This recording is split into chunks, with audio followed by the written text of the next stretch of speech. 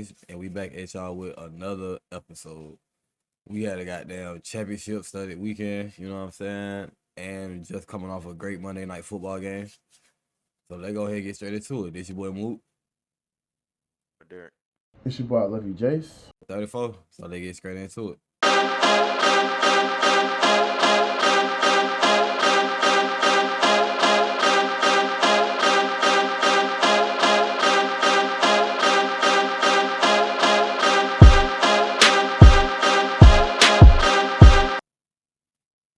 First game we ended up having was that the first game? Well, actually, no, the first game was Texas Tech, but the ACC Championship that we ended up having was the Georgia and Alabama, and that ended up being a complete domination by Georgia. So how did you feel about that, Derek? It was definitely a surprise. I thought it was gonna be way more. I thought it was gonna be way more closer than that. I definitely saw Alabama winning this one, considering the track record against Georgia. Not to say like Georgia was it gonna come out and do anything like crazy, but yeah, it definitely came as a surprise, especially with the sure on how they won. Because the boys are just 7 points. So I would say I'm definitely impressed. Like I was like, yeah, once again, I had Bama in this one. But at the same time, it's like even if they lost, I'm completely fine with that because Georgia wins, everybody in the state of Georgia is gonna be happy. So it's whatever. Alabama loses, certain someone's gonna be unhappy, and that's gonna bring me joy.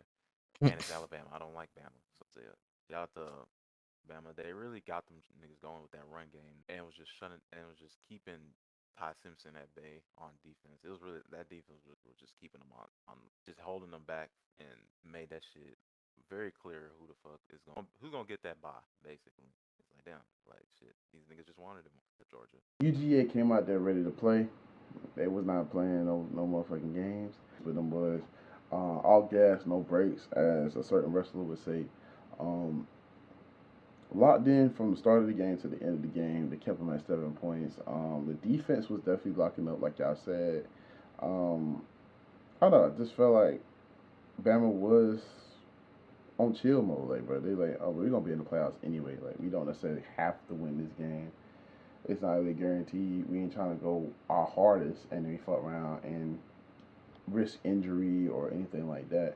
We might as well just, if we win, we win type of shit. That's what their mindset was going into that game. It was an absolute domination by the Bulldogs, man. And I love to see it. I know most of Georgia is happy to see it, and it's gonna be a tough playoffs, but it's gonna be one of the best playoffs we've seen in a good while. Not gonna lie to you. I definitely felt the same way. Like it was dead at just more goddamn Georgia wanted it more. Like feel like Alabama came into this shit laid back, you know what I'm saying, since they got the dub early in the season. You know what I'm saying? So they were like, hey bro, she already did this shit, you know what I'm saying, so we could do it again. Like, but it just wasn't that. 'Cause if I'm not mistaken, I picked Alabama too. Like, yeah, bro, I just feel like they came in goddamn slouching. And I feel like UGA fucking they defensive backs, they've improved as the season has progressed, you know what I'm saying? And we seen that shit with Alabama. Them, like you said, they was able to keep Ty Simpson, one of the early in the season, one of the Heisman favorites. Like they kept him goddamn at bay. You know what I'm saying? They ain't have him doing the crazy shit they be doing usually. You know what I'm saying? So shit. And then, like you said, they got that running game. You know what I'm saying? With running them boys into the ground, they couldn't stop that shit. So I ain't care. Georgia just wanted that shit more, just like you said. And they were able to hold them boys to 7, which is crazy. But the actual first game of the damn day was the Big 12 championship, which was Texas Tech versus BYU, which is, I think we all got this one right with the prediction. So yeah, so how did you feel about this one? But yeah, Texas Tech came out that motherfucker ready to play, man. From top to bottom, just like we said with UGA. Texas Tech is really ready to make some noise in this playoffs. I didn't think it was going to be a competition to begin with, especially with BYU. It didn't seem ready. It's just how the matchups worked out for them to wind up playing them. Texas Tech got some motherfucking dogs over there defensively, offensively. They're going to be kind of hard to stop. The only niggas that I would put over them far as in my rankings when we get to that and who can win it all and all that would be like A&M, UGA type of shit. not really anybody else I mean can see stopping them with that underdog mentality. Like they had an underdog mentality with the talent of like a top level team. So that's a bad motherfucking combination, dog. I ain't gonna lie to you. With this one, I saw it as the same way how I saw like the SEC that these niggas was just gonna come in and just dominate. One thing I peeped from like the Texas like the first game is like, bro, they can not get past that. That front seven was just straight up just on BYU constantly. Like Buddy could not get comfortable. They couldn't get shit going, and they did the same shit this year, just at just a lot worse. It's just like a lot worse. It was, shit had seven just like Bama did in the SEC. Only thing is Texas Tech just racked up more. Like this was just more. It was more of a cohesive thing with this game than it was Georgia. I feel like it was just like that, but like plus more with this game. Like Bogmeyer was constantly under duress. I thought it was gonna be what's his name? That Rodriguez dude, that linebacker Jacob Rodriguez. I thought it was gonna be like, all right, he's about to take over this one. Oh, it was a whole different linebacker this time. That dude Robbins, he stacked the whole pick out of the sky and everything. They was just on them constantly, and it's like, yeah, well deserved game for Raiders. They just came in, handled it like it was any other day. Yeah, bro.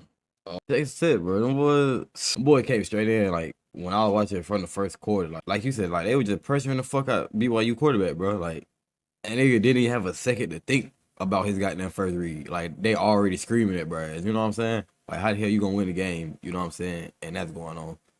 Yeah, like you said, this league just like the goddamn SEC game. Like complete dominance by the goddamn defense, which should lead to easy offense. You know what I'm saying? And this was just more of a beatdown with them boys scoring 30, and they scored the same as Alabama with the 7. But Texas Tech was able to score 30. You know what I'm saying? From you know what I'm saying? Of course, that's from being put in good field. That was the word that I'm looking for. Why the fuck I think of that word? But good field position off turnovers and all that good shit. And just the offense executing, you know what I'm saying? Taking that momentum and running with it, you know what I'm saying? Get some points out of it. Yeah, I feel like the Big 12 and the SEC, just like you said, they were slick, kind of they got their same games, complete beatdowns, you know what I'm saying? If anything, the best part of the game for real was the goddamn defense. So yeah, bro. With that being said, we're gonna go ahead and slide into I feel like shit slick. Other than the next game that we're gonna talk about, the second best game of the night for real, which was the Duke and Virginia, the ACC Championship, which ended up with Duke winning on some crazy shit in the overtime thriller slick. But how did you feel about that one, dude? This was legit the must-win game for Virginia because if they win, they're in the playoff, and they shit the bed this one. This is and going against an 8-5 team.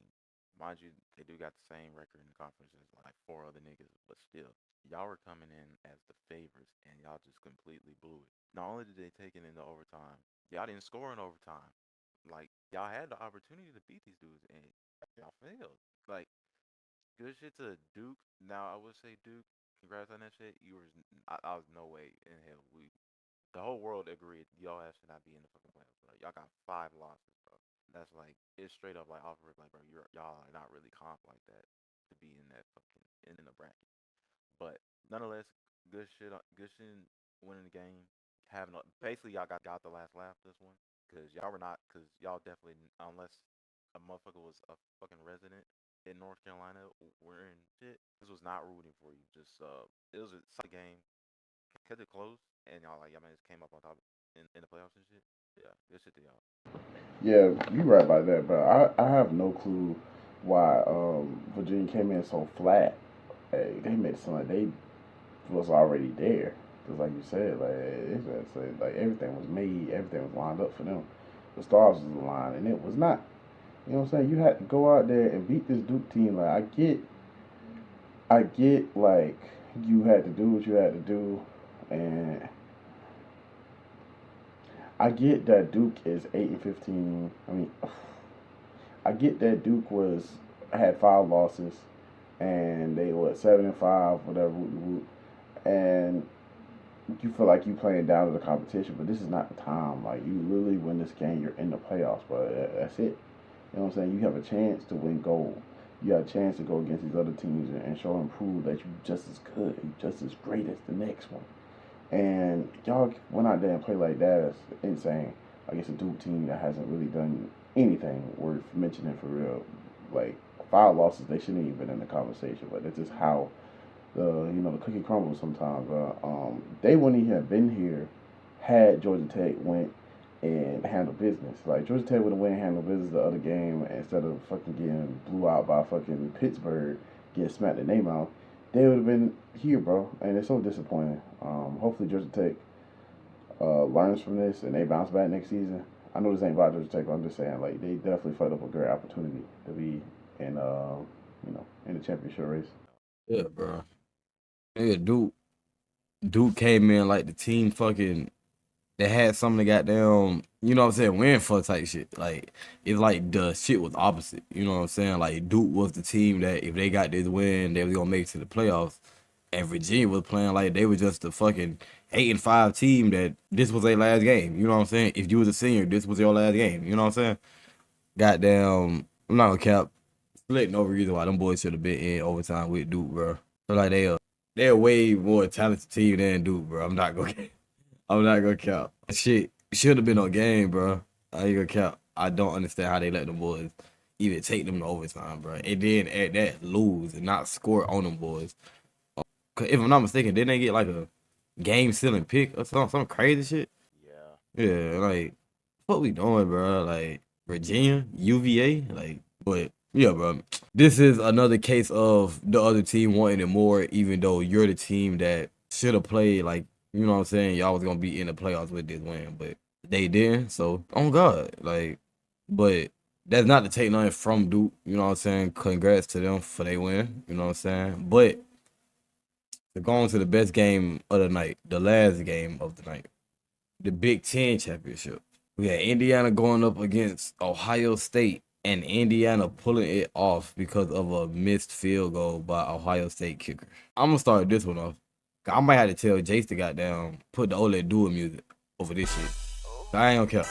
The prime example, you Ohio State, all you Ohio State fans, bro, let this be a message, bro. You won't survive in the SEC. You will not survive, gang. I'm not gonna count. Yeah, I gotta face Georgia, Bama, Ole Miss, Vanderbilt, LSU, back-to-back goddamn weeks, bro. That shit, I ain't cap, but that shit way worse than fucking playing Purdue and Michigan State. Like, not gonna cap, bro. Like, y'all don't have an undefeated season in that weak-ass conference. Let's just keep it real, bro. Y'all in the SEC, y'all will be Ole Miss. Nobody saying y'all a terrible team. Nobody saying nothing like that. Nobody saying y'all terribly coached. Nothing.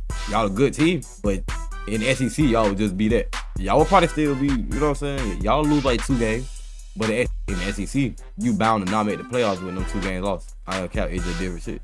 But to go to the game though, yeah, bro. You know what I'm saying? I don't cap. Nah, this one was actually a good game. Goddamn.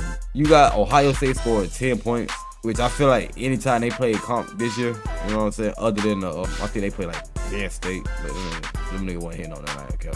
But like when they played Texas first game, they only scored like 21, like 14, 21, some shit like that. Cause fucking Texas, they only had like 7 points. Fucking when they go against good teams, they don't score that. I'm not gonna count. They win against this Indiana team, and they were only able to come out with 10 points compared to goddamn Indiana 14. Good game by Indiana. They overhyped that quarterback, did what he had to do to get it done, but I ain't gonna count. Goddamn, especially on that key drive with them scoring, with that goddamn key deep pass to Brass. Yeah, bro, he just made the plays that needed to be made. Ohio State, bro, it was some plays that they lost that I know they wish like they could get back, because they probably would have turned into scoring scenarios. I don't know, bro. I feel like Ohio State still should have been able to pull this one out. I ain't gonna count. With all the talent that they got on their team, they got like 3 niggas, truthfully, that could be Heisman candidates: Julian Sand, Jeremiah Smith, and Cornell Tate. Even goddamn, if Bo Jack got the, you know what I'm saying, if he revved it up faster during the season, I feel like he could fuck around and be a Heisman goddamn, you know what I'm saying, favorite. But yeah, Ohio State lost this game, but I still feel like they should have won it. But that's just what I'm keeping it. But what about you? Yeah, him Doza, man. As I keep saying, him Doza. You know what I'm saying? He went out and did what he was supposed to do. This is on the Ohio State side. I feel like this just comes from them not really playing anybody. Like, you got to start playing more competitive teams, bro, throughout the season. Like, why why does it take y'all up until 2032 or something? What is it, 2030 for y'all to play Oregon? Like, why is that such a special event? Why not have that into your schedule? Like, one of these big teams, like, play goddamn. I can't even. You play UGA, play somebody that you would wind up seeing in the championship throughout the season. You know what I'm saying? That like the NFL does, like NBA does, any of that, like that. You don't have to just play these lower tier as teams, and then when you actually do play somebody, you're unprepared, or the challenge seems too steep for you to get over the hump. You know what I'm saying? That ain't doing y'all no favors. I mean, it probably has back in the day, you play Michigan State and all that. It's not the same. All this is not the same as it was back in the day. A lot of this is not the same as it was back in the day. So y'all need to start playing more higher level teams throughout the season. I don't know. Y'all need to go ahead and push for that, or how that works. I need to look into that. But y'all need to start playing more competitive teams throughout the season. That will prepare y'all for stuff like this. There's no way in the world y'all should have been going back and forth with this Indiana team as overhyped, as talented as this Ohio State team is. This should have been a no contest. But y'all wind up losing to maybe the eventual Heisman winner, Mendoza, who had multiple fucking amazing games throughout this season. And some of them coming down to the wire, you didn't even think they would win. Like one against Penn State, he throws you know what I'm saying? That amazing catch of the fucking year candidate right there. Like it's lot of good shit going on that side. But as much as praise you can give Indiana and all that, Ohio State had no reason to be losing it. Considering how close it was, it's just they legit they couldn't get nothing going. They were held scoreless in the second half. Like that's how you know like this shit niggas was not gonna let up. It's like he was not gonna get easy shit, bro. Had this shit gone to overtime, we might have seen a definitely it definitely would have been a game of inches game for sure at that moment. But it's like, bro, it's just yeah, they folded under pressure straight up like that, all coming in and the dude missing the field goal that was less than 30 yards. Like that's an easy chip shot, but you want to give Ohio State the Blair Walsh experience. Like, come on now. Now I just want to. It sucks saying it's championship, but of course it's Ohio State, and they were undefeated coming in this hole. It's just their first loss, so it's not really gonna have that big implications on them. For Indiana, it's a big win for y'all, especially for y'all program, because India is for sure not known for their football program. Yeah, I'm sure. I remember I said something like, once, like, yeah, shout out to Cincinnati for turning them into this. Like, it like show you like power of like just the transfer portal, bro. Because he be buying, he just it could be niggas from like Group of Five, couple Power Five schools, and they fucking contributed to making this team like fucking elite, like straight off rip. So yeah, it's definitely a big accomplishment for them, and I hope they carry this on to the playoffs. Definitely like to see a lot much better performance from them for sure, especially offensively. You got a fucking Heisman finalist, only a touchdown and an interception, but like well, only 200 yards.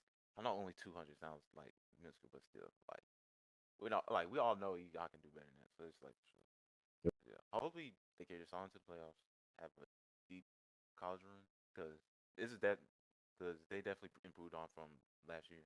Because last year they was just like a good team, but they couldn't beat like the big teams. They were like them last year was like Vanderbilt this year. Obviously, they was good, but they was just losing to the wrong teams, and that was the good ones, or like teams like supposedly like at their level and shit. So yeah, good shit to congrats on the Big Ten championship win. But nah, we got Notre Dame. Notre Dame missing the playoffs, man. That caused, you know what I'm saying, a little uproar within the college football community, especially from their fan base. I ain't gonna count. This gonna be quick for me. I ain't gonna count, cause get y'all ass in the conference. I ain't gonna count. Stop being independent, bitch. I'm not gonna count. Niggas winning their conference, bro, and they making it over y'all. I ain't gonna count. You like James Madison, they in over y'all due to them winning their conference and only losing one game on the season. Me personally, am I saying they a fucking playoff team? No, I'm not gonna count. I'm pretty sure first round Oregon gonna put straight belt and them boys gonna go home like fuck. That's why we don't play them boys. You know what I'm saying? But get in the conference, bro. I ain't count. Get in the goddamn conference. Y'all got 2 losses, which came to 2 ranked opponents. Not saying like, you know what I'm saying, because they was y'all first 2 games of the season, you know what I'm saying? So I'm not taking that from y'all, you know what I'm saying? That's everybody getting right, warming up and shit like that. Because y'all went on to win out the rest of the goddamn season, beating a couple more ranked teams. But you're right, bro. I ain't gonna care. That I feel like that's dead as y'all missed. So I'm not gonna just dive deep into like, they for sure probably got their reasons on why they fucking independent and shit. So it's like, yeah, there's that. But yeah, but that would definitely just be the solution to y'all woes in this situation, is basically be part of the conference. Y'all are definitely better than like, some of these teams are in there. The situation y'all are in now. Like what y'all got like some partnership with, I want to say, the ACC. Like I'm pretty sure that's like most of the teams like y'all played as like ACC teams for like any conference. So like yeah, y'all definitely getting comp. Like that's the thing. Like y'all have like a reasonable schedule and shit. It can have like beefed up a little bit, but yeah, it's just still like that y'all not in the conference, which is highly unfortunate. It's just a matter of y'all just can't lose. I just can't lose certain shit. And I know, and because this shit all culminated in the head-to-head shit. One of the teams y'all lost to was Miami. But The yeah, second one was Texas A&M when they was 16. yeah, and both of them ones, them hoes was close games too. Like you lost by 7-1. So it's like no one's telling y'all like straight up like y'all are ass. Y'all are definitely a competitive team. It's just a matter of we kind of like we basically judging y'all like how we judge other teams. We're judging you like how we judge Vandy, how we judge Texas. Like, hey, bro, y'all could have gotten in if y'all had won so and so games. It's just also the added fact that y'all not in conference. That just didn't help. And it's like, yeah, it's like the 2 teams you lost to are just it's just very circumstantial. That's all I gotta say. Like, yeah, it definitely would have helped if y'all were in the conference. Love to see y'all in the playoffs. Yeah, I'm like, cause like what? It was a runner up. There was a runner up last year, wasn't? Yeah, so this is just like we would have loved to see y'all there. It's just hella unfortunate. Oh God. But with that being said, we got the Heisman finalists finally announced. And the first player was Jeremiah Love from Notre Dame. His 2025 stats being 199 carries, 1,372 yards, 18 touchdowns, and he averaged 7 yards per carry, while also receiving 27 for 280 and 3 touchdowns. The next finalist was quarterback Fernando Mendoza from Indiana. His 25 stats were 2,980 passing yards, 33 touchdowns, 6 interceptions, and a 72 completion percentage, while also having 69 carries on the ground for 240 and 6 touchdowns. The next one being Diego Pavia, I hope I said that right, from Vanderbilt, quarterback.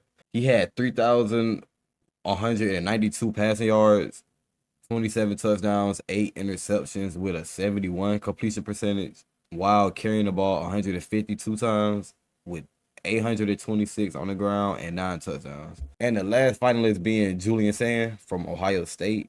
His stats being 3,323 yards, 31 touchdowns, and 6 interceptions while completing 78% of his passes.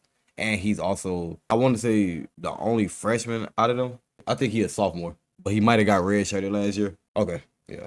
But yeah, so with that being said, I ain't gonna cap. I definitely think it's between Diego and Julian. Because with Diego, you know what I'm saying, you go and see some of the games, you know what I'm saying, that he played against these playoff teams and just ranked opponents throughout the season. I ain't gonna cap. He was getting his. You know what I'm saying? When you got them put all his stats together, he had 4,000 total yards with 32 total touchdowns. You know what I'm saying? 8 interceptions. Not sure how many fumbles type shit. But and then we also gotta remember that in college, they fucking, when you get sacked, they add that to your rushing goddamn yards. So for him to still have an 800 and goddamn 26, he probably had way more than that. You know what I'm saying? He probably damn near had 1,000 yards carrying. You know what I'm saying? If we putting in his sacks, you know what I'm saying? But I feel like Diego my number one just because SEC, he led the damn SEC with his touchdown passes, and the nigga had a damn like 160 or like a 171 passer rating for the season. Julian Sand, just don't think they played enough comp to be honest. You know what I'm saying? Including that Indiana game that we just talked about. You know what I'm saying? We see him not score no points in the second half. You know what I'm saying? So I feel like if we would have seen him up against more comp, he slick probably would have ran away with it. But yeah, in my opinion, got to give it to Diego. How about you? The two people who got I have picked pinned as like favorites would be Fernando and Diego. So the fact Fernando, he like one his record. Cause I feel like the record always got should playing into account with this. Well, paired with your stats basically, like your performance along with the record. So like yeah, I would say he definitely got a good little stat sheet to go along with that record. Like him he leads the league in passing touchdowns to just only 6 interceptions, and I feel like he got a little do it there to him. But I would say in his yards isn't as high as some other folks. But I'll definitely have him as a fucking as a definitely fucking favorite. Diego with him, it's a matter of I wouldn't say like with his record, but definitely like he definitely has an impact like as big as an impact as Fernando does, and the impact he had on not only on Vanderbilt, just like their history as a whole, because no one has ever looked at Vanderbilt as that team ever in ACC history. Like that's like fucking Kentucky being like number one in the ACC, bro. Like that's not happening. Yeah. But yeah, he got the touchdowns and he got the rushing yards, bro. He got what 800? He has 800 rushing yards, like you said. Sacks be taking away be taking away rushing tunnels. I don't like it, but Yeah. they do that regardless. But he almost got if they really wanted to go heavy on the ground, that boy could have had 1,000. But it's like yeah, added with 3,000 yards, 3,192 yards, and you add it with the rush touchdown, he got 4,000 yards, like all purpose, all that shit. Only 8 interceptions, 27 touchdown passes. Like so, he's clearly not a fucking turnover prone dude. Has a dual threat. Like he definitely is like a danger on the fucking field. So that's why I got him on the fucking as my favorite because he has that. He definitely has a way wide skill impact in regards to his like skill set as a dual threat, along with his record that fucking put fucking Vanderbilt on the map. Like niggas was like, hey, like niggas have never said, hey, damn, Vanderbilt might win this. No niggas have never said that until I swear when this nigga got here, bro. So yeah, like his impact in Vanderbilt is definitely something for sure. Like you gotta take heed to, bro. I wouldn't be mad to see him as as like third person. I'll say honorable mention. I was feeling his Yeah. So we got Texas Tech, Indiana, Georgia, and Ohio State, the teams that did earn the bye week. So first game that we technically first game that we have will be on the 19th, Alabama versus Oklahoma. Who you got in that one? Oklahoma, I'm going with Alabama, but if I'm not mistaken, Oklahoma lost against Texas and a few other teams. I just don't feel like they're equipped to compete with everybody else. Definitely feel like Bama is going to show up like they did against the Bulldogs in the ACC Championship. So yeah, I definitely got Bama. Easy. I'm gonna say Oklahoma solely because I don't like Bama, but I feel like Bama could win this just on some like, hey, they gonna want that get back, just like how Georgia did them in the conference championship. Yeah, I don't care. I gotta go with Bama just cause I feel like them boys finna be on it because of the way Georgia put built. And Oklahoma, bro, they been too shaky for me, bro. I don't know. Like, feel like them boys be folded under pressure for real. And I feel like Alabama, like we all know, they just built for this shit. You know what I'm saying? They built for this playoff ball, and they actually have a nice team this year. You know what I'm saying? That was just a hiccup leg game, bro. They didn't woke up. They like, all right, bro, we ain't sleeping on nobody else, and they finna play they best ball from this point forward. So, yeah, I got them. But the next day on the 20th, that's when the rest of the games start, and we got and the winner of that Alabama and Oklahoma game, they're going to play Indiana. At 12, we have Miami versus number 7 Texas A&M. Who you got with that one? Well, you already know who I got. Boy, got the Texas A&M, man. It's gonna be an easy dub. Cause Carson Beck for the throw them goddamn 17 picks again and choke against his elite ass motherfucking Texas A&M defense. I expect Marcel Reed to show up, Casey Concepcion to show up. I expect all of the above. Like everybody gonna be on point. I would hope Le'Veon Moss has come back from injury. One of the key things from the defense, key parts for the defense they've been missing all damn near all year. It's been Scooby Williams. I hope he comes back, and everybody just be at full strength, firing off all cylinders. You know what I'm saying? Also Terry Bussey. You know what I'm saying? Him go out there and have some elite catches, bro. I definitely feel like this is gonna be an amazing game for Texas A&M. Really put them on the map and really put a beautiful stamp on this season, and just show them they're not no frauds, especially after that Texas game. You know, everybody maybe like looking at them a little sideways. I'm gonna say Texas A&M. I'm gonna say Texas A&M because I feel like their defense will fucking destroy Carson Beck. Like I feel like Carson Beck, I feel like if he just throws like one pick, that's gonna be the end all be all. Saying Yeah, that crazy because I'm gonna say Miami because I feel like they're gonna go out that bitch and down there put up a 40 ball and can Texas A&M match them on that type shit. I think this gonna be one of those games where goddamn Carson Bit wake up and be like, all right, bro, I heard all the noise, bro, and then go back into that goddamn retro Carson Bit with that UGA jersey on before all that bullshit start happening. But yeah, so I had to say Miami and this one. And the winner of this will go on to play Ohio State. So then at 3:30 we got Miss up against Tulane. I feel like we gonna have the same answer for this. I got Ole. Ole Miss. I don't even think we gotta explain that one. And the winner of this will play in the All State Sugar Bowl against Georgia. And the last game of that first round will be number 12 James Madison versus number 5 Oregon. Yeah.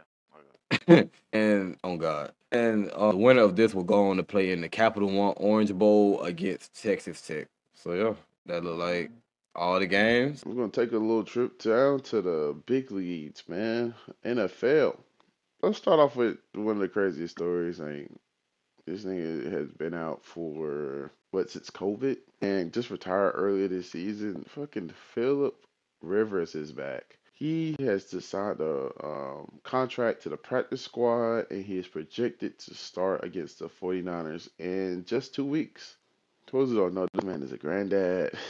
I highly doubt this man has been doing anything athletic lately. He's been other than playing with his kids and playing with Pauls, but playing catch and stuff with his grandkids. Like I'm pretty sure that's all he been doing, bro.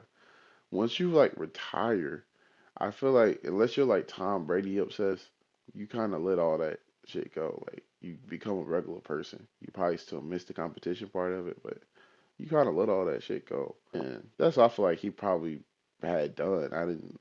I thought because he went out the way to make sure he re-signed with the Chargers to retire as a Charger, that this was gonna be the end of the road. Now he's going back to the team he went to before he retired, just because they had what they had going on. And we're gonna get into that in the next topic. But yeah, man, how you feel about this, Eric? I think he should stay retired. He probably still has an arm and all that stuff, but it's like that's probably about it. I mean, don't get me wrong, Phil Rivers was never like fucking mobile quarterback. Then he was a pocket passer and shit.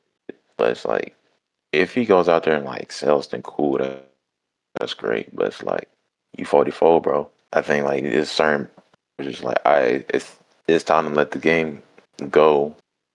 But if you want to keep playing or not, it's like when you once you finally like said, hey, bro, this is it for me. I'm gonna go coach. I'm gonna go coach at this high school. Then that's at that moment it's like, all right, this is it. So I don't think it's like you should turn away from that. You know, you definitely chilling with your family and like your army of kids. But yeah, you should like. I just think there's like a certain part where you gotta let the gun go, and I'm pretty sure that part has long happened for Philip Rivers. That's my 2 cents on it. Yeah, man, I get it. Like you said, he's a pocket passer. He's not a mobile QB, so he shouldn't be getting hit like a Tua or a Jackson Dart or on any of these other QBs that have gotten these super duper hard hits. You know what I'm saying? Even right now, like the NFL has leaned off of QB hits. Like they're a lot more strict on that, especially when you're in the pocket. But y'all get out of that pocket. That's when the real danger comes in, and they can't really call anything on that. Like you're a runner at this point. Like you're a fucking running back at this point. I can't really protect you But you stand in that pocket, niggas run through that pocket and hit you late or doing a certain move or whatever it is, that third. There's protection there. My only thing is that he hasn't been getting hit with any like abrasive contact like that at all since COVID.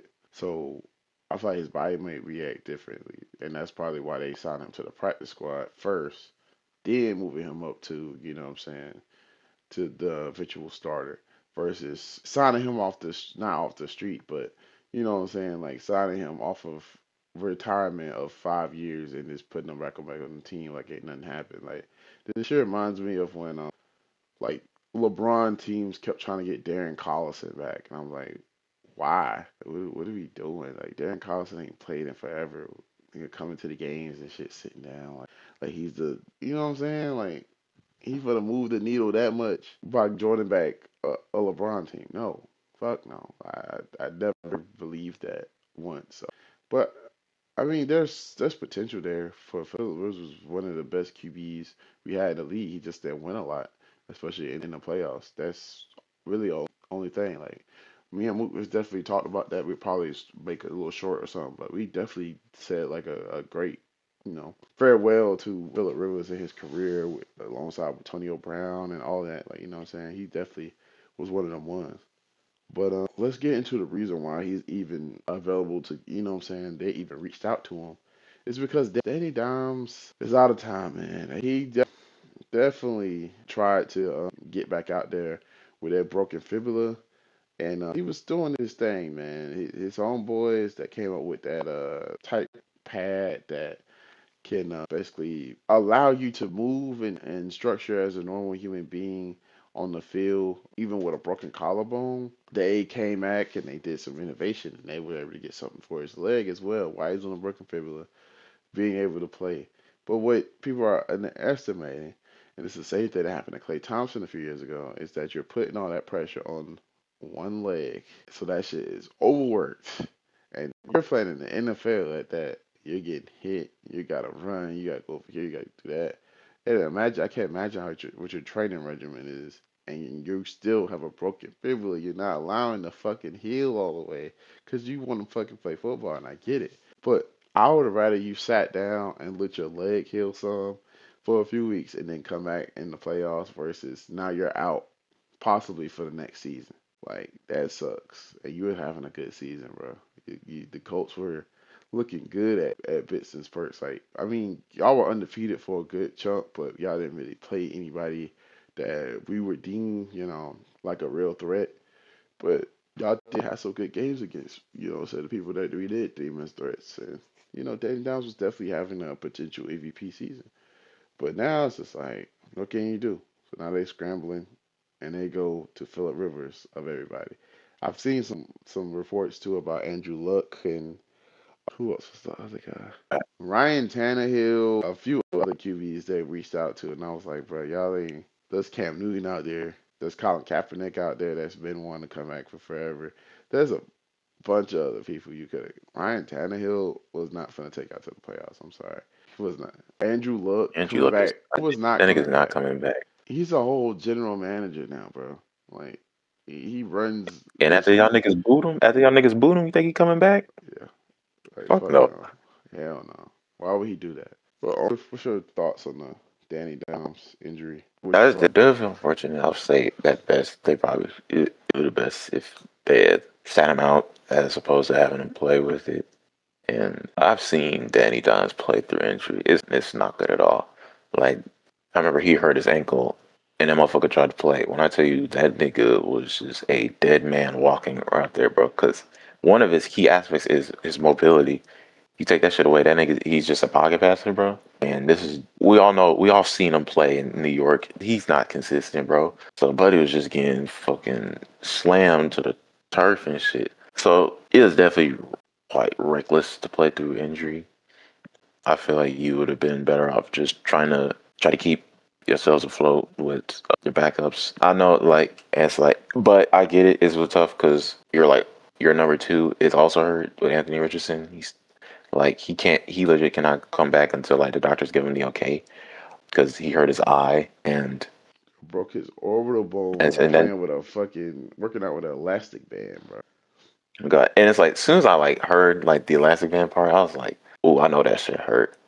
I just pictured like he was like stressing that shit, and that shit just snapped back and hit him right in his face. I was like, I said, I know that shit hurt, but yeah, if I can see Anthony Richardson like not being out for the season, I can see him coming back if like everything else don't work out and they play him back in. I can see that. Definitely have him on him go a bit more run heavy when they play him back in the lineup, considering majority of projections like a good chunk of the projections come from the league's leading rusher, JT. So yeah, but I would definitely say there's definitely a good reason to panic because you guys have been losing crucial games. I just lost back-to-back divisional games against the Texans and the Jags. But of course, the Jags is like the other like probably like the big top team in the division right now. So and I'll say like Houston's like number 3 right now, but they're on the come up right now because of just solely if you just go off their defense. But yeah, it's definitely not a splendid time. Like you're coming off back-to-back losses, and now your number 1 QB is hurt, and your number 2 is still out. So now you gotta go. So now you gotta play strictly off of Riley Leonard, who's gonna play bridge for Phillip Rivers if it all goes well within those 2 weeks. So that's the thing. They say like within 2 weeks, hey bro, we don't know what's gonna happen in those 2 weeks. That nigga could play like a 44-year-old, and they're gonna be like, fuck, we didn't think this through. Like that shit could pop. That shit could be a possibility. So yeah, He made it definitely through the not good times. physical because there was like a few niggas that wanted to come back from retirement and they couldn't make it through the physical or make it through any of the test runs they ran them through. He made it through all that shit to make it to the practice squad. So he's doing Well, something it's right. like yeah, I was like, yeah, he could be healthy. Like like physical, that's one thing. That's just like physical, that's straight up hell. It's like performance. That's a whole different thing. So yeah, all I can yeah, I'm just gonna chop it down to like you probably should start panicking, Colts, and like hope you get like some production out of Riley Leonard, and that you know or comes back, heals as soon as possible. Yeah. So let's talk about the games from last week. First one is the Thursday night game, the Detroit Lions against the Cowboys of Dallas. I expected like both teams to at least drop 30 because one, the Lions defensive scheme and like the Dallas having a pretty solid offense, especially like through the passing game. So yeah, it was definitely I definitely expected this game to go this way. I was of course leaning more towards the Lions getting the dub, which they did. It was definitely a solid game. Like Jared Goff was hitting on cylinders. It just came down to like Dallas couldn't get a stop on them boys. And it's like eventually they was like if there's any person you had to stop, it would had to have been Jameer Gibbs, and they couldn't do it. Jameer Gibbs like was on in this game, and the two interceptions from the Cowboys definitely did not help. So yeah, it was definitely a crucial game for both of them, especially for the Lions coming off of Thanksgiving loss, and the Cowboys like just at least trying to get above 500. So yeah, good shit for the Lions and shit. Cowboys, I like to say it's like that gotta chill on the interceptions, like because like you could clearly like drop a good amount with your offense. And for the defense, just needs to. Well, I know y'all got the worst defense, but I just like try to figure out how to improve. I know it's late in the season, so it's kind of a weird time to say it, but like yeah, just try to figure out how to improve. I guess. But what do you think, Jace? Got to stop with the damn interceptions, bro. Like that's kind of what stopped them from winning because that was kind of they could have been going back and forth. Well, not really. The Lions defense was definitely there. The Lions defense was definitely there for a good chunk of the game, but there were some parts where they was getting their ass burnt. But shit, the offense was clicking as well, so they could kind of afford that luxury of their defense not being fucking perfect. You know what I'm saying? And Dak Prescott just looked aggressive. I feel like that's what comes along with it with him throwing those picks. Like it's not like those picks were straight up bonehead things. It just was he just playing super aggressive. He trying to get down the field. He trying to win the game, put the team on his back. And some games that has worked this season because he did that. He just didn't throw any fucking picks along with it. You know what I'm saying? Lamb and them was able to reach the heights that he wanted them to reach, and you know what I'm saying? They was playing elite motherfucking football. But in this game here, yeah, their defense couldn't match up with Detroit's offense. But Detroit's defense could definitely match up with Cowboys' offense at certain parts, at key points that they needed to. And Jared Goff looked like how I thought he would look at the beginning of the season, how he looked last season. And, Gibbs was unstoppable. Montgomery went and got a touchdown as well. Yeah, it was all across the board. Just a great game for the Detroit Lions, I'm not going to lie. Definitely want to see more of that out of them, especially to close this season, being how close a lot of teams are in the rankings and stuff. So I definitely want to see them, go ahead and take off. Cowboys, yeah, their defense definitely needs a little bit more help. Dak does have to stop throwing those picks. I get he wants to be aggressive. He has to be aggressive and accurate if he can help it. That's pretty much it. Like, especially if they want to make some noise. Like, they wouldn't even have a tough fucking chance at wild card. They can't be doing shit like that, bro. But shit, moving on to the goddamn game of the year, possibly. One of the blackest motherfucking games I have seen in recent time. The motherfucking Titans of all teams and the motherfucking Cleveland Browns of all teams. This shit was great. And if you had the opportunity to watch this goddamn game, they should have had this shit on at 8 o'clock, bro. Niggas should have been at the house chilling, barbecuing to watch this motherfucking game. This shit was Shador went out there and did what he was supposed to do. Cam Ward had a good game, but Shador had a fucking great game. Nigga had 4 touchdowns, bro. Like, one of the bitches was a rushing touchdown for like 25 yards. Goddamn. The passes was amazing. You could hear the leadership throughout the mic. He tells him, "Get your bitch ass up, but you not hurt, nigga. What the fuck is you doing?" He's saying he's supposed to be saying the celebrations is going on. The Titans is getting a sack. They doing the fucking celebration. They tying back. Goddamn. Everything was absolutely spectacular on all fronts, far as having a great football game until the fucking end. Because Mr. Stefanski thought it would be great to run this backyard football. I'm gonna run here, a lot of motion. I don't even know what the play is called. Like, it was like 3 different motions, and there was supposed to be a pitch involved, but the pitch never got executed. So a nigga throws a fucking cross the body, fucking throw to the corner. Like, it just fucking terrible. Because all you had to do was keep Shador in. I'm pretty sure Shador would have came up with something. I'm pretty sure he would have came up with something. Nigga want to be the goddamn hero so fucking bad. He checks out the nigga that got him there in the first place. And they could have won that game. They could have tied that game. I really, I don't know. Stefanski just throws me off sometimes, bro. I don't know what the fuck he be thinking about, but at the same time, it's like, maybe, I mean, not even maybe. A big part of it is from upper management. They definitely have been outspoken about saying that they didn't want to get Shador anyway. Like, that wasn't my pick. And Stefanski just has no choice but to back him if he wants to keep his fucking job. But at the same time, it's like, bro, the writing's on the wall. This motherfucker should have been the fucking starter. You should listen to your franchise, listen to your fans. He has been the starter since the beginning of the season. The fact that it took this long to happen is insane. The fact that it took you to fuck up that 2-point conversion for you to say he's the starter for the rest of the week, for the rest of the year, is insane. If you get fired, I won't be surprised. I look forward to seeing what the fuck is going to happen next year when Deshaun Watson is back. And it's Deshaun Watson and Shador.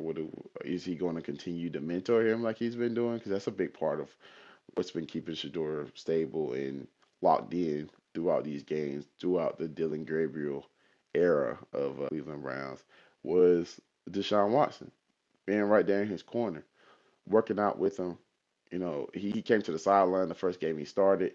He's out there. So does that support kind of end when, bitch, I need to come back and get my starting job? Like, I don't know. Or do they have like a Jackson Dart, Jameis Winston type of thing, and they just like, we brothers at the end of the day, and we play for the same team. We should be doing whatever to get us to the finish line. Because at the same time, I feel like Shador should be starting. So I don't know how they work out that dilemma. But yeah, Derek, what was your thoughts on the Titans-Browns game? It was definitely a wildly close game because thought it's more. I'm surprised the Titans did anything than I was of Shador doing anything because I don't recall Titans defense just being like that spectacular. So I definitely could have seen the Browns like finding a way to get something productive in this game. Definitely a good game for Shador.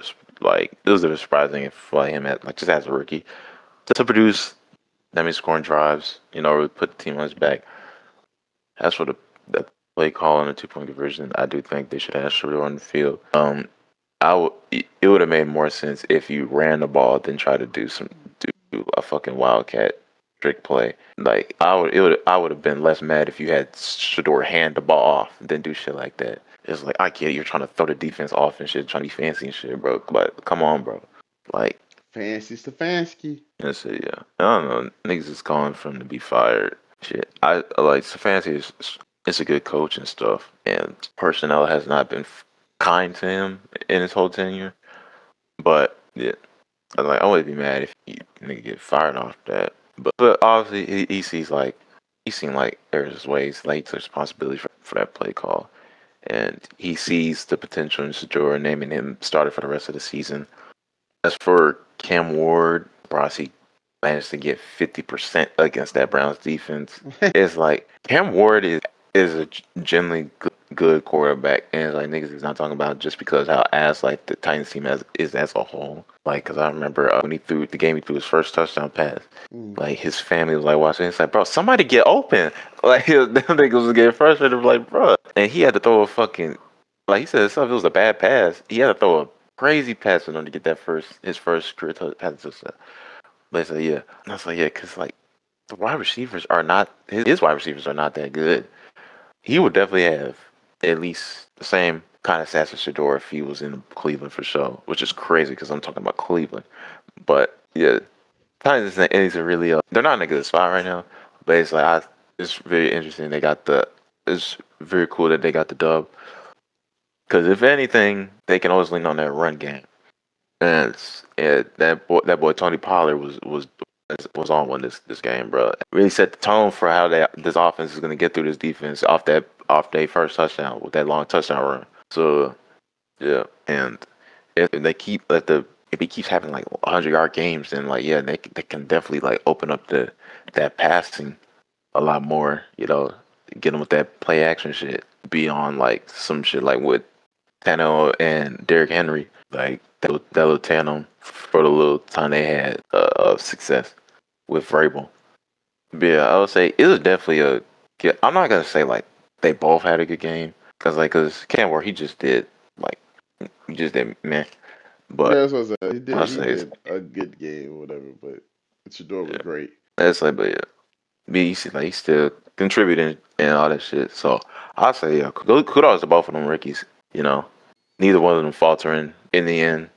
And like you gotta love that shit from niggas first year in the pro leagues, bro. What the hell happened? Hello? Let's see.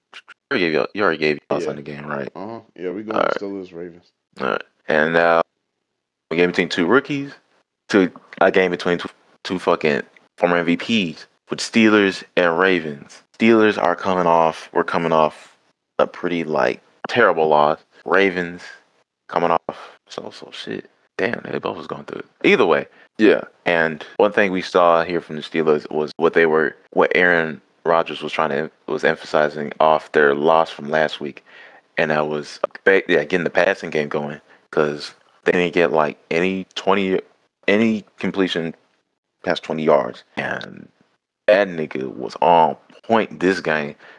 Like what it was for DK Metcalf or the Calvin Austin, that thing was like they was actually connected. Which is like something you need to see, especially in the late game stretch, because it's clearly look like the Steelers are faltering.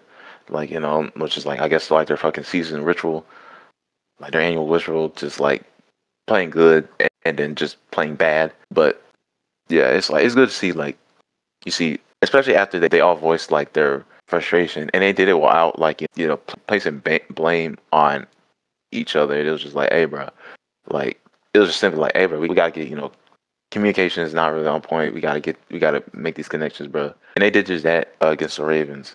Lamar and the Ravens, bro. Y'all did the best y'all could, bro. Y'all did the best y'all could. But like, it's not the time. Essentially, it's not the time. Like y'all can't be losing. I can't be losing crucial games like this, bro. Feel me? Like still throwing picks. Zay Flowers had a good game. Derrick Henry almost reached 100 yards, but yeah, like they just y'all got to get like something clicking, bro. Y'all sitting at 6-7 right now, and like y'all gotta hate this nigga, bro. But and this came at home too, so like, bro, y'all gotta lock in. Like every team in this division just needs to lock in pretty much, because it's basically a toss up. Because it's like, bro, because whoever wins the division is in the playoffs, bro, and like, so yeah, can't really just you can't. These losses are gonna come back and hit you if y'all don't fucking get y'all shit together. So yeah, I'd say like y'all Baltimore Ravens, y'all get y'all shit together. Steelers, get shit for like working to like better yourselves. Making the adjustments y'all needed to make coming into the next week. So yeah, what's your thoughts on it, Ace? Yeah, basically, you kind of hit it already. The Steelers definitely were talking about a passing game, and you heard shit. Even Ben Roethlisberger said they need to upgrade that QB, which is crazy. Like that's a nigga you went to war against. With Aaron Rodgers and you say extra shit like that, it's crazy. But it's like they definitely got it working. They got it clicking. Like he was saying that they wasn't coming to field study as much as he was, and that's kind of believable. You one of the best niggas to ever touch a football, and niggas might not want to come in and be studying fucking film for 6 hours and shit and all that other upset shit you probably be doing. There's a reason why the nigga was MVP multiple years. There's the reason why this nigga's won the Super Bowl. There's the reason why he has these elite ass highlights of this nigga just throwing fucking Hail Marys, but it somehow dots a nigga in the hand in the end zone, fucking 60 yards down the field. There's a reason why shit like that happens. Because he's one of them niggas. And he does all this preparation time on some Batman shit. So the fact that this shit started working out doesn't surprise me. They just locked in. What surprises me is that the Ravens have continued to make untimely mistakes. Like that goddamn catch. Why the fuck? Even though, like, we are frustrated about it and it doesn't make sense. Why can't you just bring the motherfucker in? Can't just catch it regular. Just do what you're supposed to do. You see what happened a few weeks ago when niggas is running with the damn ball out and then the fucking ball fall at the fucking 1 yard line. It's a touchback. What are we doing? Niggas keep fumbling the ball. Niggas keep throwing picks. What? Is niggas not focused? Is niggas not locked in? Do they not see what's going on here? Like, granted, okay, cool. Y'all have not been the same since y'all lost against Detroit. Cool. That's okay, bro. And the season hasn't been going how y'all think it should be going. Fucking whatever shit Saquon and goddamn Derrick Henry had going on last season has not translated to this season at the fuck all on both sides, on both teams. I get it.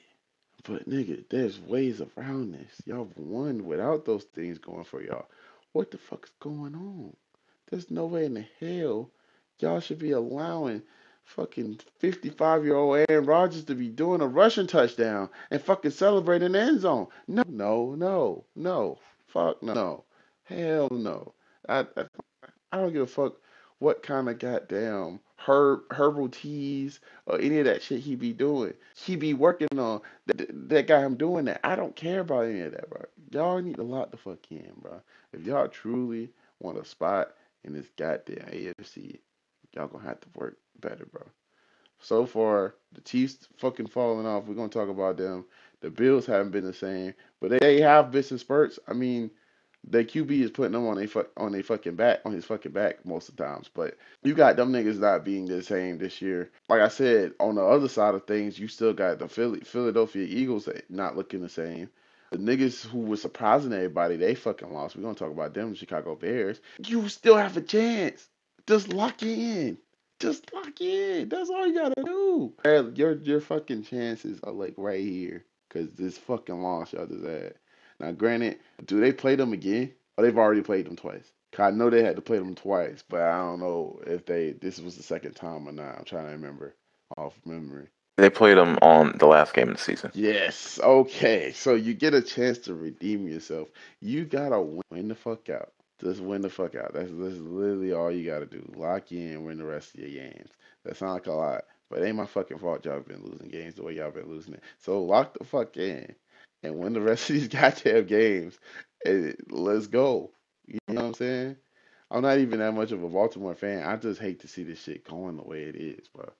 You know what I'm saying? Y'all stressing out my boy Kari, if anything. Not gonna lie. It was a pretty good game, other than the bullshit call that they end up, you know what I'm saying, going over after the game and being like, oh, that should have went to the Ravens.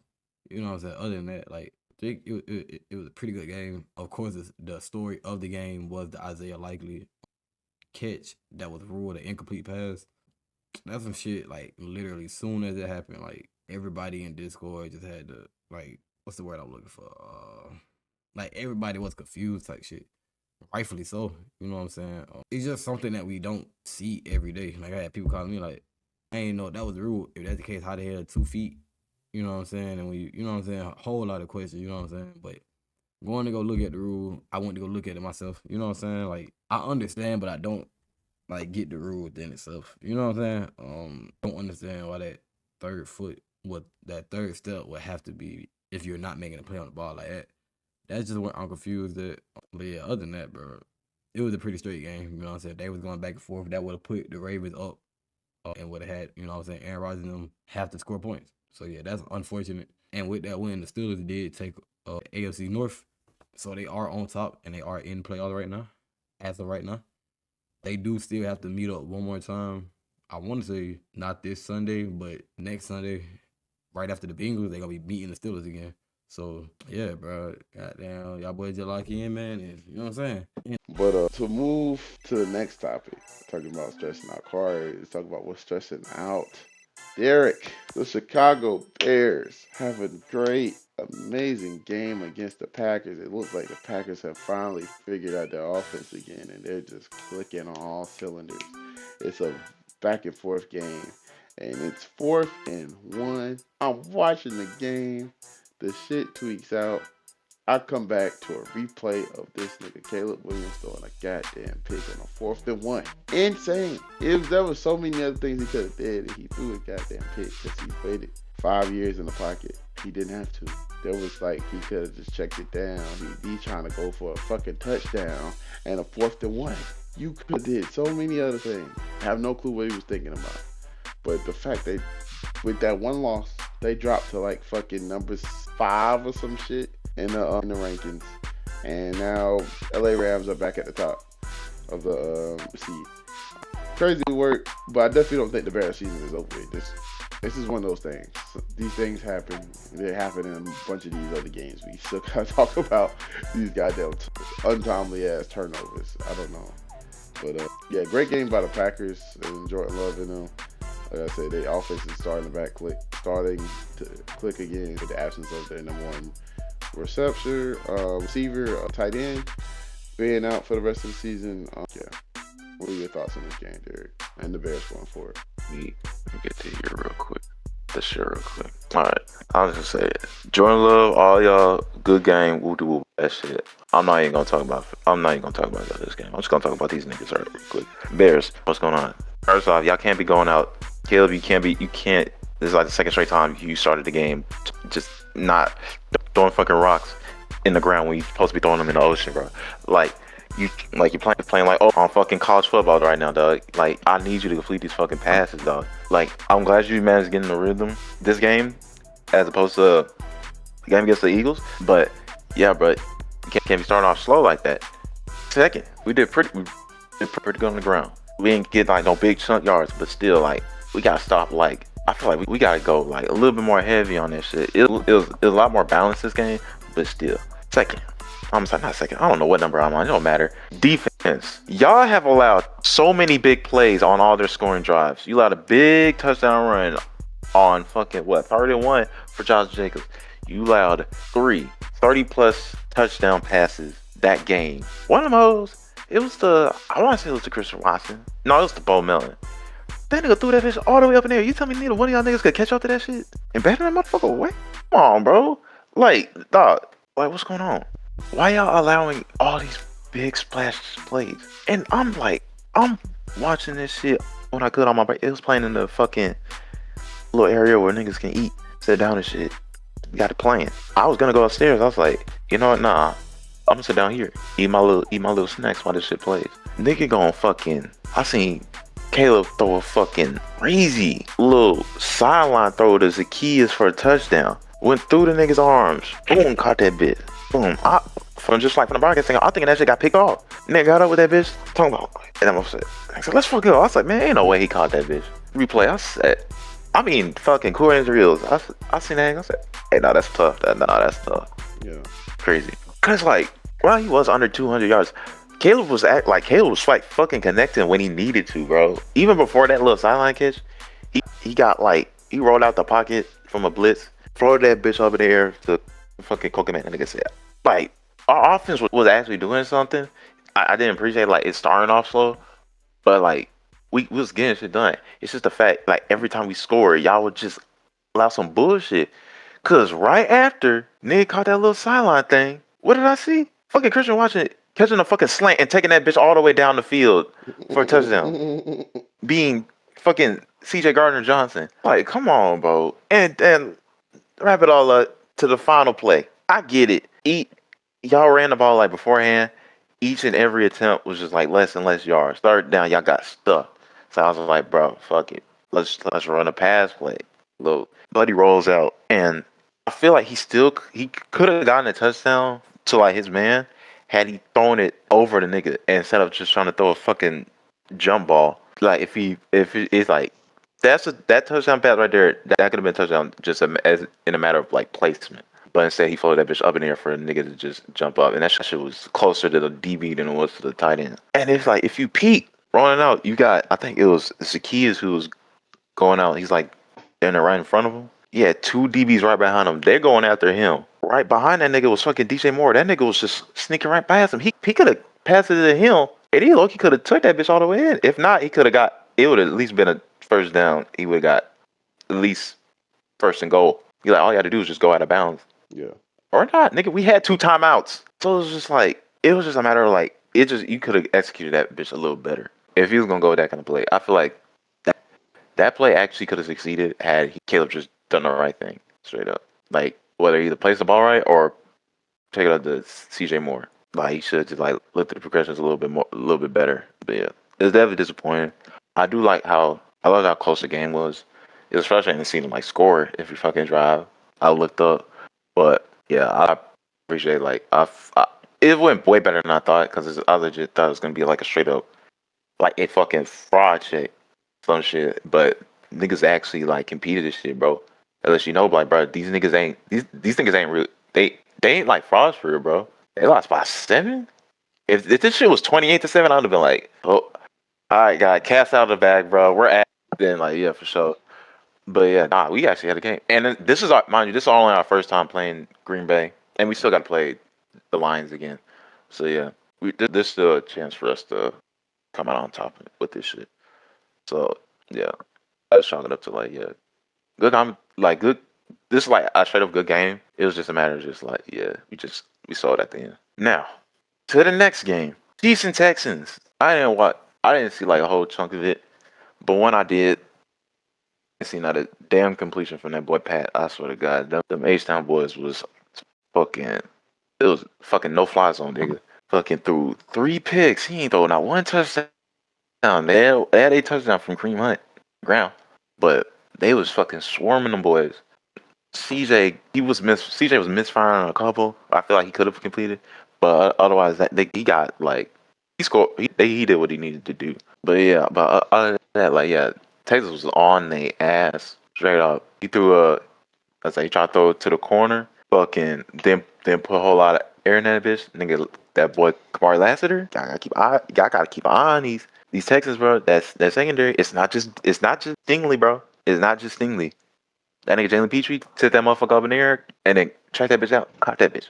And on the last pick was just terrible. Like I think threw it to Kelsey and that shit got bobbled and the motherfucker just got the out shit here. Like I just tied up. They could not let that nigga Mahomes pass the ball. Like niggas was not getting the connections. And he mind you, he did investigate. He made like a couple like good connections. Like especially like set up the first and only touchdown. But yeah, anything other than that, it was just fucking lockdown, bro. Lockdown, fucking yeah, strapped in. But yeah. What you gotta say about it? Well, yeah, man. I wouldn't be surprised if the Chiefs are out of the playoff picture. Travis Kelce looked fucking mediocre. Cute Squidward meme. He did. Shut your your mouth, you mediocre clarinet player. Mediocre? He didn't want to Mediocre? talk. He declined 3 different interviews post game, which was kind of sad. I mean, you see how passionate he is about it. Like him and Andy Reid be about to fight every other fucking Super Bowl and shit. So he definitely cares about the game. I know he's pretty pissed off by that last attempt. It was right in his hands. The shit bounced off his hands, went into the other nigga hands. It was in the last pick that Pat threw. Kind of fucked them up. Like that kind of sealed the game for them. It did seal the game, not kinda. It definitely did seal the game. They could have gained momentum from there. I know he wanted to help out a lot more. He just looked old. Just like you said, he just looked old. I mean, Travis Kelce has never been the same as, to be honest, with me personally, and shit, me and Mook had this conversation too. Me and Travis Kelce has never seen him as the number 1 tight end. He may be like one of the best niggas tandem with Pat Mahomes, but there's other niggas in the league we felt like have been better than him. Like Kittle or goddamn Jimmy Graham, motherfucking Rob Gronkowski, all these other great, you know what I'm saying, elite motherfuckers that can get that ball and take off and get you way more yards than that. Travis Kelce never really had that speed for me. He had that strength for a little bit. He could like a power runner type shit. He could do some blocks, but he never screamed out absolute playmaker on, you know, on the field like a Rob Gronkowski. Even when Rob Gronkowski was on this downward spiral, which is crazy to say. This nigga's still young as fuck. He still could play if he wanted now, because it just injuries. I feel like probably the only reason he wouldn't want to play. But yeah, man, they definitely look fucking pedestrian, very much so. And I mean, the Texans' defense is elite, so it's just not for me to just say, "Oh, Chiefs look bad." Nah, the Texans' defense definitely came out to play. They held it down long enough for C.J. Stroud to come back from injury. So now they may potentially make some kind of noise. You know what I'm saying? Especially with all these other teams that we thought were going to be having spectacular seasons, having mediocre seasons like the Ravens, Chiefs. The Bills, to a degree, they're still the top team. I feel like they, you know, so they're the team to beat. It seems like maybe if they lock in week to week. Sometimes they don't lock in, as we've been saying. But yeah, it was a great game. If you love defense, this was definitely a great game. And it's just crazy that honestly, the rest of these games, these other 2 games, a big chunk of these games this week came down to turnovers, came down to timely picks. You know what I'm saying? At the end of the fucking game, when there's like the worst time to throw a goddamn pick at the end of the fucking game. So we're transitioning into the Eagles Chargers game. Like I'm saying, this untimely picks. Jaylen Hurts, I don't know why you on Soul Train.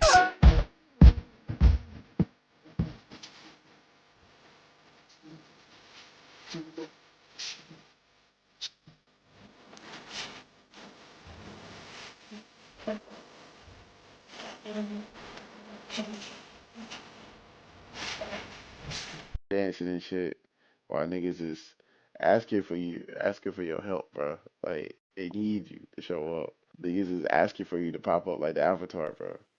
When the world needed him most, this nigga disappeared. Nigga in the fucking ice globe.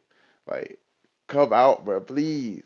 Like, I know Philly is begging for you to show up, nigga. Hey, you're not doing nothing. Nigga on Criminal Minds trying to solve cases and shit, bro. Like, bro, we need a touchdown pass, bro. Come on, nigga. Nigga enjoyed the SWAT cast and shit. Get your ass on CBS. If you gonna be on CBS, you be playing football, nigga.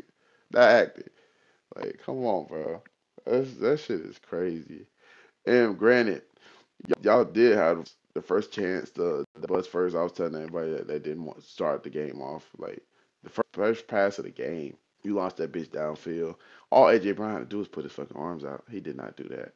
So that shit couldn't have been on him. I know you was mad. Like nigga, you even looked mad. Your face was all frowned up and shit. Like, come on, bro. He be talking all that shit in the interviews and they can't catch the ball. Like I get it. I get it. But that wasn't the only opportunity that was fucked up. A lot of them bitches was because of you throwing these goddamn picks. We get to the end of the game. This is fast forward. Jay Herbo did what he's supposed to do, especially dealing with coming back off of injury and everything. The Chargers definitely look like formidable to a degree, but like we've been saying for weeks since the beginning of the season, the Eagles have not been playing at their utmost ability. Been bullshitting, clicking on the same cylinders, beefing with each other instead of beefing with the other team. Saquon having very few and far between good fucking games. Nigga got stuffed on like the third play of the fucking game. Like he's trying to run. They like flipped that nigga. Like nigga got crumbled up like a goddamn trash compactor, bro. And I was like, I ain't never seen that shit happen to Saquon. I don't know what the fuck defenses was doing. I guess him and Derrick Henry was talking too much shit in those interviews and saying how they worked out and they was figuring out the whole league and how they was running this shit and the fucking whole league wound up coming up with some shit for their ass just for those two niggas. I don't know. Hopefully next year is better for them.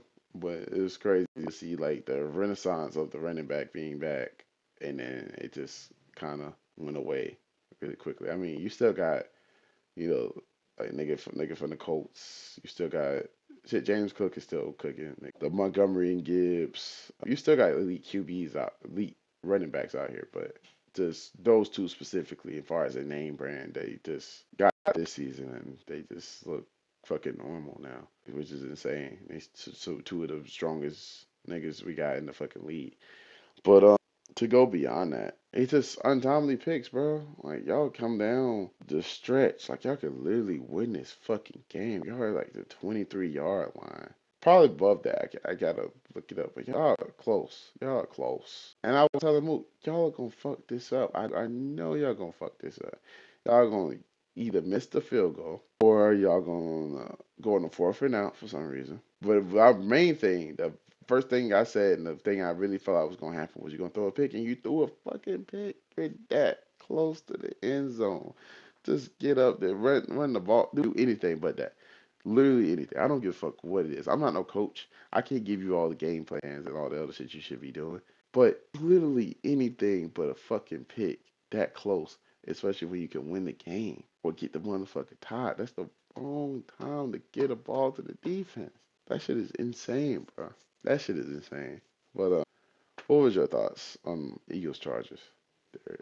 It remind me of that bullshit game Carson Beck had. I think it was against like NC State or something. But that nigga kept throwing picks. And Oh when the my game's on the line, they god. said, "Look, when the game's on the line, let's put it in this nigga's hands." Like come on, nigga proceed to do the same shit again, throw another pick. Like, come on, fuck on. Hey nigga, I hope you Like, do that against A&M, by the way. bro, what the fuck is you on? One of them, I got when you turn the ball over twice in one play. Do you know how Oh, dumb I that shit forgot looks? about that. A whole defensive lineman dropped back into coverage, and your ass throws right at him. Like, I don't know if you just didn't peep. You was looking directly just at the receiver, who I'm not even gonna say even had like the best separation, but even then, like running in route, throws it. Suddenly there's a nigga in a power blue jersey standing right in front of him. Yeah, because the nigga dropped back in the coverage, and you didn't like. You must have been looking really hard at that receiver. If y'all had seen peep, nigga caught that bitch, right? Then starts to take it upfield. This is a defensive lineman. He's probably not the best when it yeah, he's clearly not the best when it comes to knowing about ball security. Fumbles that bitch. You picked that motherfucker up. You could have fell on it, but nah, you got that bitch. Motherfucker couldn't even just smack that shit out your hands, bro. Like, come on, dog. Off that one play, you got a pick and a fumble, lost. Like, come on.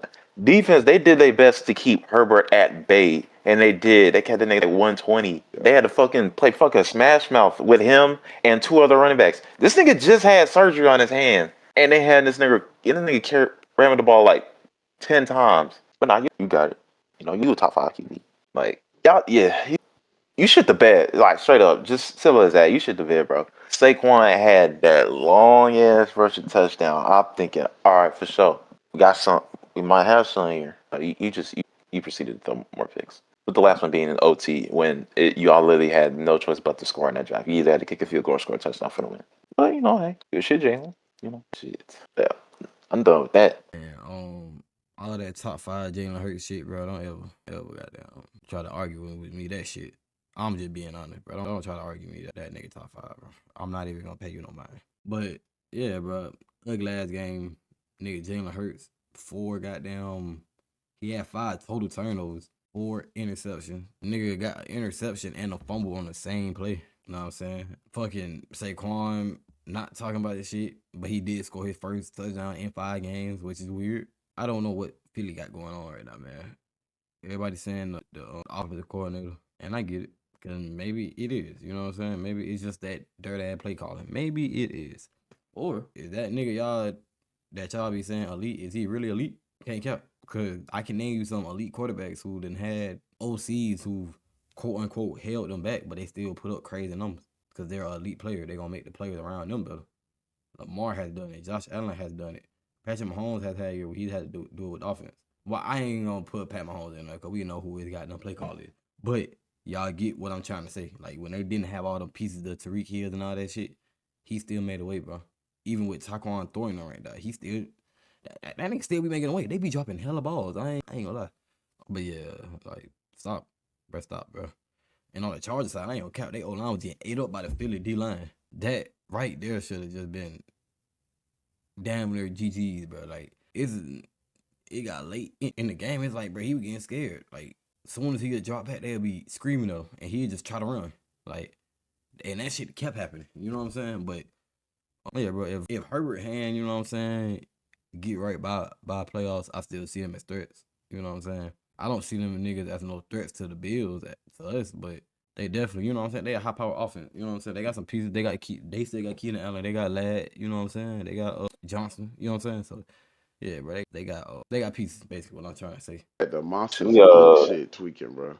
The little Monsters Inc. stream, it couldn't comprehend that the fact that he threw that bro. fucking interception and fumbled, the shit, the nigga Sully was just walking across the field while that whole shit was going on.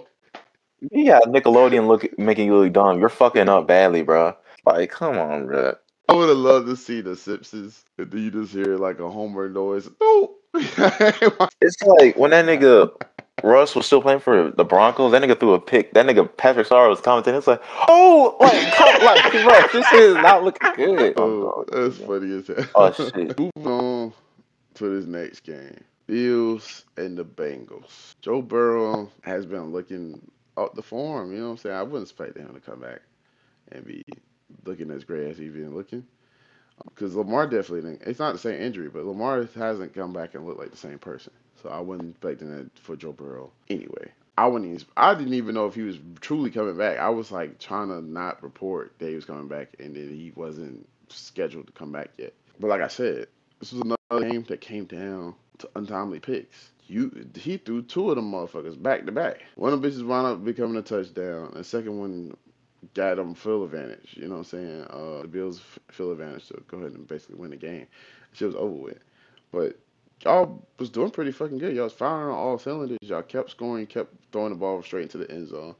It was elite QB play up until that point. Like you threw not one but two motherfucking picks. It reminded me of the Rams game a few weeks ago when everybody just kept talking about how great Matthew Stafford's playing and he hasn't thrown any picks. He's been throwing all these touchdown passes, and this nigga throws a pick. Then he throws another pick right behind it. Like it's like everybody just fucking like cursed him or jinxed him like type shit based off of that. But it was a great game from the Bills.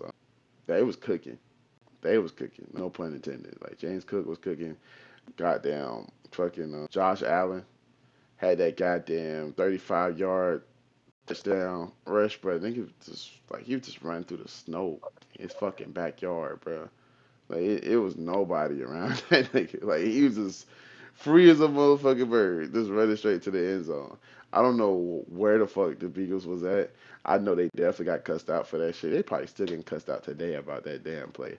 I don't know where everybody head was at. What kind of motion? What happened? What transpired? I need to watch a breakdown on what the fuck the Bengals was doing for him to run that clear, that untouched, straight beam to the left side of the field for a goddamn touchdown. That shit was crazy. But yeah, it really just came down to y'all picks. Y'all didn't throw those picks, y'all probably still would have won this fucking game. Bengals, y'all would still probably won this game. Y'all threw two untimely ass picks, and they kind of just sealed it for y'all. What was your thoughts on this? Yeah, but we just had on your cap. The Bengals came out hype. First half, all they drives ended with a score. You know what I'm saying? Shit, I ain't gonna cap. I think we only had that whole game. We only had like one drive that we had to punt the ball type shit. I want to say I could be wrong, but I think we had like one punt, and we had that James Cook turnover. Other than that, we scored every time we got ball. So that's just some shit you love to see. I knew it'd be one of them type games just due to both our defenses being ass. You know what I'm saying? And yeah, shit. We end up getting the advantage, the momentum, if you want to say. Got a pick 6 by Christian Benford, and then they came right back out and got another interception. You know what I'm saying? So that put us up. It was a 2-score game.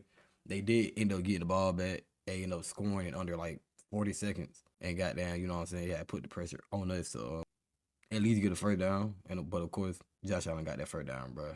And that was a game. So yeah, bro, that was a great game. You know what I'm saying? If the Bengals playing like that, I ain't count. Like, I mean, they not making playoffs or not like that. But if they playing like that, bro, like the Ravens might want to watch out. Because if I'm not mistaken, they got to play them next. And I think if they lose, great game by Houston, bro. Can't even lie. They literally had Mahomes in the chokehold, bro. Nigga couldn't do nothing. You know what I'm saying? Had him uncomfortable in the pocket, out of the pocket, just uncomfortable the whole game. You know what I'm saying? And this was something that I was bringing up. You know what I'm saying? Because when we lost to him, like I wasn't aware. Like at that time of our matchup, like they was the number one defense. Like I wasn't even aware of that. You know what I'm saying? When they did some research and was looking, I was like, damn, I see why. You know what I'm saying? You got Derek Stingley, Lassiter. You know what I'm saying? Then your 2 edge players, goddamn Daniel Hunter and Will Anderson. You know, like they got threats. I'm being 100, definitely. Like if I'm worried about any team coming out the AFC, it's them for sure. I do think, you know what I'm saying, playoff Josh different, you know what I'm saying? So I do think we got down beat them boys. But just to stay on topic, yeah, bro, the Chiefs is over with. It's over with, bro. They not making the playoffs. And for my sake, I'm so glad. I ain't gonna do no lie. I'm so glad them boys not making the damn playoffs, bro. Cause y'all know that's our kryptonite. So I feel like we got to open goddamn, you know what I'm saying? I don't see nobody beating us if it's not the Ravens or the Chiefs. I can't do no lie. I don't see nobody out-dueling Josh Allen, you know what I'm saying, in a playoff environment. Not none of them, you know what I'm saying? But yeah, so to wrap that up, really just kudos, excuse me, just kudos to the Texans for real, sticking with their game plan, you know what I'm saying? Offense when it was needed, you know what I'm saying? They came up with scores and moved the goddamn chains, you know what I'm saying? Just did what they needed to do for the dub. So especially on that last drive. But yeah. What was your thoughts on this, Derek? Boy, Joe Burrow's going crazy, bro. Like, damn near MVP like type play. Until he threw 2 back-to-back picks, and both of them was at fucking point blank range. Like them niggas was like bad at the line. Nigga, first one, pick 6, niggas right in his face. Bing. I'll take that. Nigga ran in the bitch all the way. And it was very untimely for the fact that shit was hella close. Like every time, like legit, the Bengals they basically had to keep scoring because they could not stop the Bills. Like straight up. Like they couldn't stop them. They just happened to just get the shit. They just happened to have a little bit more ahead of them. So straight up, they just had to keep scoring. And if they don't score, then make sure the Bills don't score. 1 pick 6, you know, they got the lead. I checked my phone again, and they threw another pick. Just on the Epinez. So I was like, okay, going on. Eventually, they score again. Like the Bengals score again, but it's like they go for 2. Burrow fumbles the ball, makes it a 5-point game. Then so all the Bills had to do is, hey, bro, we got to make sure they don't get the ball again. They put it in the hands of basically an actual top 5 QB, not 5. And what do you do? Scramble for a first down. I'm pretty sure they was out of timeouts by then. And so it was past the 2-minute warning too. So just had to kneel that bitch. So yeah, good shit from Burrow up until then, and for that last strike to T Higgins to try to get back in there. But spectacular game from fucking Josh Allen though. Like motherfucker was a 1-man show that game. Mm-hmm. Yeah, man. And I'm gonna end it off with some predictions. So this football week we have the Chiefs versus the Chargers. I got the Chargers in that one. I don't think the fucking Chiefs wake up. They got to play up, bro. I don't think they give a fuck no more. Being honest. I would love for the Chiefs to have a bounce back game and Travis Kelce go crazy, at least get 100-something yards. Pat Mahomes get 3 or 4 touchdowns, and one of them is a rushing touchdown. I would love that to happen. I don't think that's going to happen. I think they're going to come out very flat, very demoralized after that loss. So that's what I'm predicting. What about you, Derek? I'm gonna go with the Chargers. I'm gonna go with the Chargers on this one. Justin Herbert didn't really have that great of a game last week, but I feel like he himself might bounce back, and it's gonna be like a close one, but I can see the Chargers winning this one. Broncos versus Packers. Broncos defense has been super duper fucking elite all the goddamn season. Honestly, might just go with the Broncos. I don't know if I believe in the Packers yet. Like with their offensive resurgence. I don't believe in that yet. I think the Broncos will be a great test, but I got the Broncos winning. Yeah, I don't exactly see them doing what they did against Bears, especially with Broncos having practically like two defensive backs in the game. The reigning defensive player, your Pat Surtain the second. Now you got first time they got niggas like Nick Benito. So yeah, I can see the Broncos winning this. Like that's if like as long as they offense is productive, I see the Broncos winning this. Shit. Packers.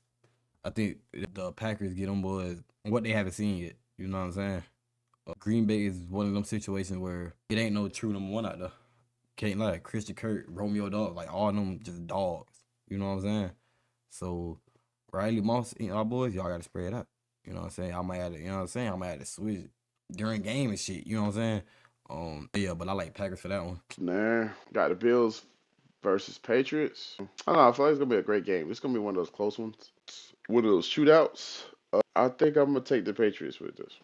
We all know who I'm going with, and I think we actually gonna beat on this. I'm gonna go with the Bills this one. I'm gonna go with the Bills this one. Last time they played it was pretty crazy, and like the Bills end up winning that shit. But I can see Josh and them fine tooth and nail with them and coming out with the win. For sure. That boy Ja. If it's Bengals, boy, I'm gonna say Bengals. But the only reason that I'm saying Bengals is because the Ravens haven't looked like the Ravens for the last 4-5 weeks. Lamar Jackson hasn't looked like Lamar Jackson for the last 4-5 weeks. So I don't see him out shooting Joe Burrow. I can't lie. If he plan on playing like he has been the last 4-5 weeks, you know what I'm saying? You can't beat the Bengals like that. The damn offense way too high powered. Fucking Jamar Chase, T. Higgins. But Like I said, man, y'all gotta win all the way out. I would love for y'all to win this rematch. I'm gonna stick with y'all. Fuck it. I'm gonna stay with the Ravens. I just have faith that y'all are gonna figure it out. I mean, being that Cincinnati's defense is absolutely terrible, y'all should be able to figure it out. If y'all don't have it figured out at the beginning of the game, y'all should be able to throughout that game be able to find the cuts and holes. And Lamar Jackson has an amazing 55-yard rushing touchdown or some shit like that. I can see that. I got the Ravens. Yeah, barring y'all don't turn the ball over like 4 or 5 times again, like I did the first time around. I got the Ravens this one. Yeah, I'm gonna go with the Ravens this one. Granted, Joe Burrow's. What? Granted, I feel like Joe Burrow's gonna play better than he did the first time around, especially coming off the game he had against the Bills, barring those 2 picks. It's definitely gonna be like a lot. It's definitely gonna be a whole lot different. 'Cause, like I feel like he wasn't in his groove coming back, but yeah, it's definitely gonna be a little bit different this one. But yeah, I'm still gonna go Ravens. For sure. last game being Lions versus the Rams, and that one I got the Rams just because even with the Lions just winning their game against the Cowboys, they offense on that. Can't care, bro. They offense is on that. They trying to, you know what I'm saying? Matthew Stafford trying to go out there and put 50 on you. Can't cap. And they missing hella defenders. Matthew Stafford, both y'all best safety's gone. Matthew Stafford is grinning right now. I ain't gonna cap. He rub his hand together like Bird, man. He might go for 450 on y'all ass. We talking about shootouts. This is gonna be insane. This is gonna be insane. The only way it does not become insane is if that Detroit Lions defense come out playing goddamn weaving. They come out with that shit. They come out playing the goddamn 8 mile. They could probably definitely shut down the Rams. But I got the Rams. I would love Detroit to come out and do that. They haven't been doing that consistently this season. And to my knowledge, I feel like the Rams only had like one terribly bad game, which is the other day when he threw those 2 picks and they wound up losing and falling out the first spot's place. But yeah, I got the Rams. I'm gonna go. Yeah, I'm gonna go Rams. I feel like Matthew Stafford's definitely gonna pick apart their secondary. Tyron's probably gonna be productive on the ground. Granted, I feel like Jared Goff is probably gonna still get some shit going. But yeah, I'm still gonna go with the Rams with this one. And yeah, and last little pick, but it's for college. Who I think gonna win the goddamn the whole thing, bro. They might be crazy, right? Just walk with it, bro. Oh, Miss gonna fuck around and take this home just for Lane, bro. But yeah, man. All right. That concludes our episode 34. I'm talking about football and this, that, and third, college and all of that. Did you have anything else to add? I definitely had something else to add. But do you have anything else to add before we close out? I mean, no, not right at this moment. We haven't figured out how we're going to implement it yet. More than likely, we're probably gonna add another co-host or somebody has another show so we can have coverage on that side of things. Mike Tyson and Mayweather will be fighting March 2026 in Africa. Two old niggas, two old bald head niggas. They need to sit the fuck down. I'm not even gonna lie. I don't want to see this. I'm not hyped to see this. Fucking Mike Tyson's about like my height. He's like 6'1", 6 foot. He's not really that tall. Like compared to Mayweather, Mayweather's like probably like 5'8", 5'6". He's not really that. So it's like a 6 inch difference. I don't. Mike Tyson's always been bigger than him. He's more so a power puncher that has speed. So he's like a combo. Mayweather in his later years have just been speed jabs and defense for the most part. He's not really been a power puncher since he broke his hand numerous years ago. I don't really see this being a legit fight. I think it's just another exhibition fight. Probably gonna be on Netflix. Jake Paul and them probably gonna have a fucking undercard fight.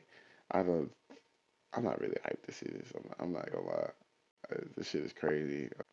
If this would have happened, maybe I'll give them 10 years ago. Maybe 10 years ago. This would have had a lot more validity to it.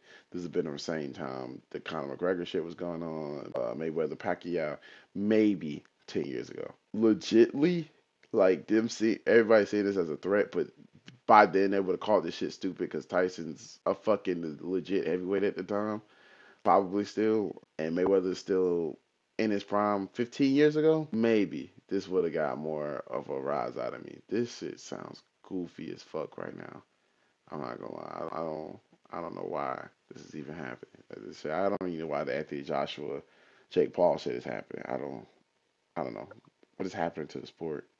But yeah, what are your thoughts? If you have any thoughts on this, there. Yeah, I don't typically follow all boxing, but I'm definitely familiar with those two. It's definitely gonna be like somewhat of a.